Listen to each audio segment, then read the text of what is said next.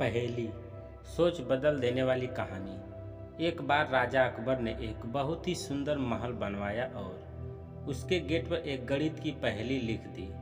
उन्होंने यह पूरे राज्य में यह ऐलान करवाया कि राज्य का जो भी व्यक्ति महल के दरवाजे पर लिखी इस पहेली को हल कर दरवाजे को खोल देगा उसे वह बहुत बड़ा इनाम देंगे। राजा का ऐलान सुनकर पूरे राज्य और अन्य राज्यों से भी ज्ञानी, विद्वान और गणितज्ञ इनाम पाने के लिए उस नए बने महल के पास आते और उस दरवाजे पर लिखी उस पहेली को जी जान से सुलझाने की कोशिश करते, लेकिन कोई भी उस पहेली को हल नहीं कर पाया। राजा ने इस पहेली को सुलझाने के लिए कुछ ही दिनों तक का समय दिया था।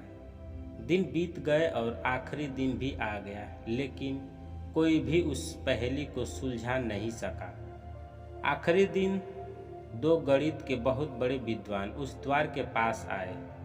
क्योंकि आखिरी दिन था इसलिए राजा अकबर और उनके साथ में बीरबल भी यह देखने आए कि क्या यह दो विद्वान जिनके बारे में उन्होंने काफ़ी कुछ सुन रखा था वो इस द्वार पर लिखी पहेली को सुलझाकर उस दरवाजे को खोल पाते हैं या नहीं।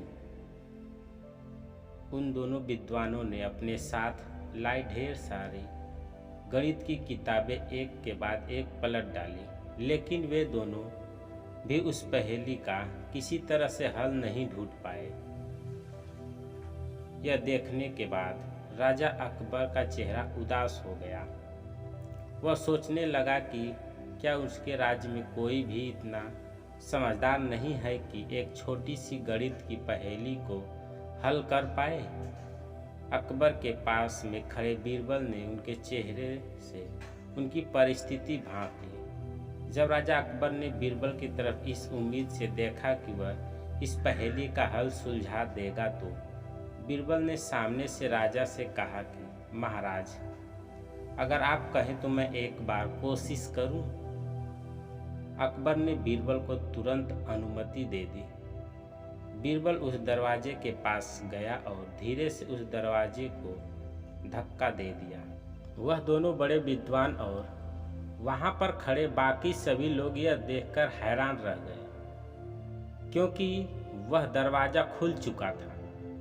सभी ने बीरबल से पूछा कि उसने यह कैसे किया।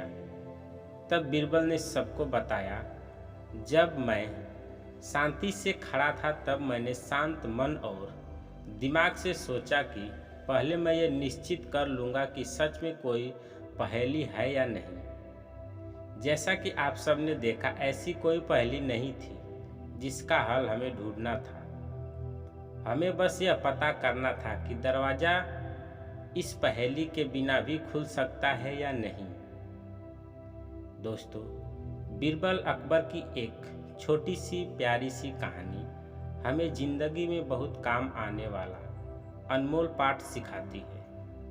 अक्सर हम ऐसी समस्याओं को बहुत बड़ी बना लेते हैं जो वास्तव में समस्या होती ही नहीं है। बस हमारे दिमाग में आए कुछ फालतू के विचार होते हैं जिनके बारे में ज़्यादा सोच कर हम परेशान होते रहते हैं। ऐसे में हमें सबसे पहले किसी भी समस्या को समस्या समझने से पहले जांच करना या यह निश्चित करना आवश्यक है कि वह समस्या है भी या नहीं। दोस्तों, कहानी कैसी लगी कमेंट करके अवश्य बताइएगा। अगर आप चैनल पर नए हैं तो चैनल को सब्सक्राइब करें। वीडियो को पूरा देखने के लिए धन्यवाद।